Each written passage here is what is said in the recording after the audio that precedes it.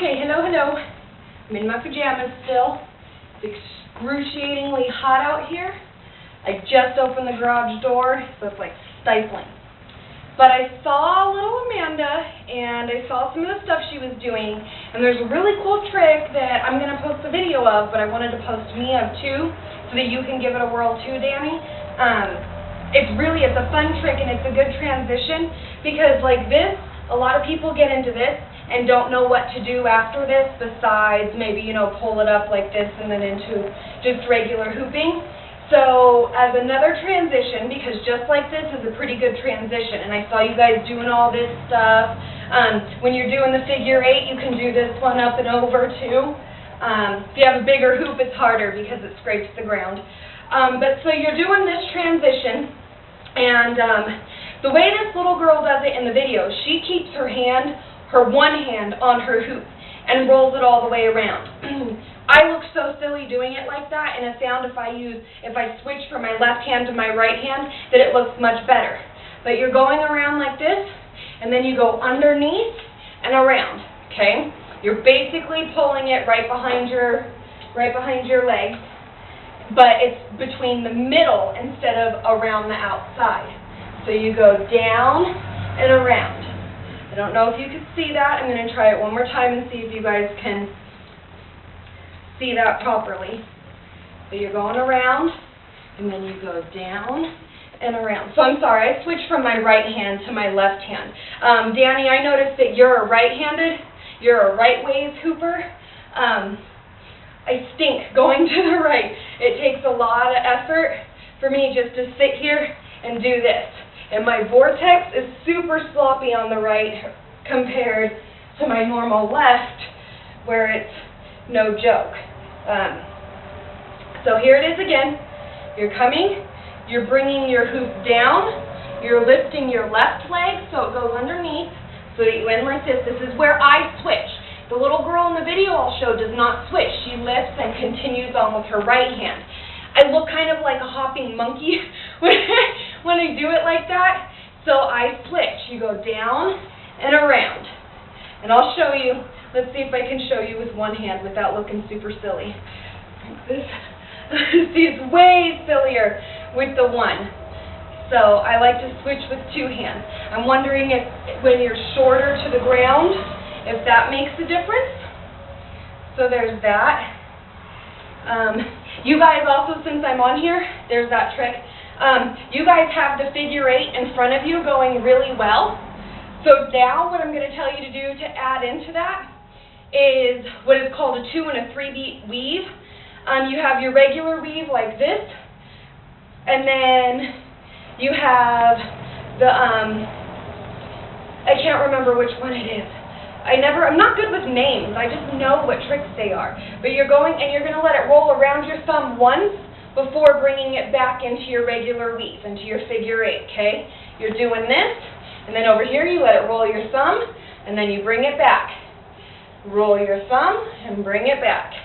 Also, once you get that, you hoop, like if you're hooping in front of you, hoop out, hoop away from your body. So this way it would be me hooping to the right, pushing my hoop to the right like this, okay?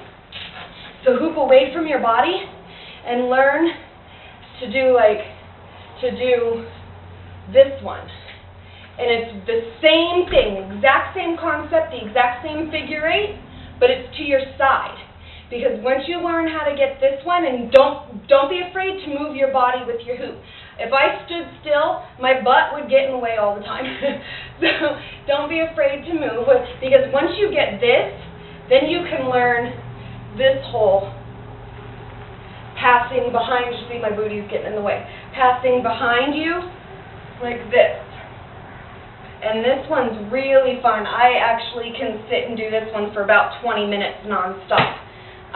So there's that. So just like I said, practice like you can even hold your hoop like this in front of you with your hand on top. You're going to come up and over the top, and then when it comes down, that's when it's going to come behind you. And then your hand's going to flip down to the bottom. So where you start like this, once you come up and come back, your hand flips under your hoop, and then you come back, and you end up right where you started. And it's just like this. And you just practice this one over and over. And this is also a good transition. I'll show you a quick jump also, because you guys have this down really well. And Danny, you have a pretty big hoop, so it'll work for you. But you're going like this, and you're doing your figure 8. And then once you come down to the right side of your body, and you pull it up, and you're coming back down on the left side of your body, this is when you're going to jump through the hoop, and it's going to come back up, and you're going to keep going into your figure 8. And I'm going to show you fast now. You're doing your figure 8, and here's an extra beat in it, so you let it roll on your thumb for that extra beat, and then it looks just like this, and you just keep going. I'll show you one more time, because that's kind of fast. But you're doing it, and as it comes down and up, you jump through it. But you want to keep your hoop pretty vertical. When you jump through it doing the figure 8 like that, you don't want to switch it like this, because then it just comes like a jump rope, and it's harder to go. You almost can't go back into, gracefully anyways, go back into the figure 8. So when you're doing it, you just do it like this, and you hop through, and you keep on going. That's one jump. I'm also going to show you stirring the pot, because it's a really cool, it's one of the ones where I do like this, where I can get into all of that, and it's just a really fun, and then you do like this, and see, it'll even play into a lot of the tricks that I'm already teaching you. So what it is basically you get a little momentum up here, and you swing it down to the bottom. And I don't know if you can see my fingers like this, but it's just kind of rolling on my fingers. It's called stirring the pot.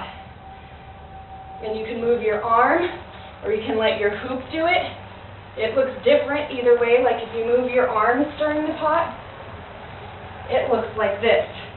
If you let your hoop do it, it looks like this. So after you learn stirring the pot, then you can time it as it comes up and around. And you just jump through and pull your hoop all the way up, and it's almost like a half vortex when you pull it all the way up. So I think that's it. Just those few things for right now. This one is the one I did this whole video for. Then you have your figure 8, and when you come back down, you do your jump through and go back in. And then you have your figure 8 like this, but on the side of your body, so that it's horizontal, rather than more like this, which I guess can't be really horizontal, or I guess perpendicular would be a better way to say, but perpendicular or parallel to your body this way.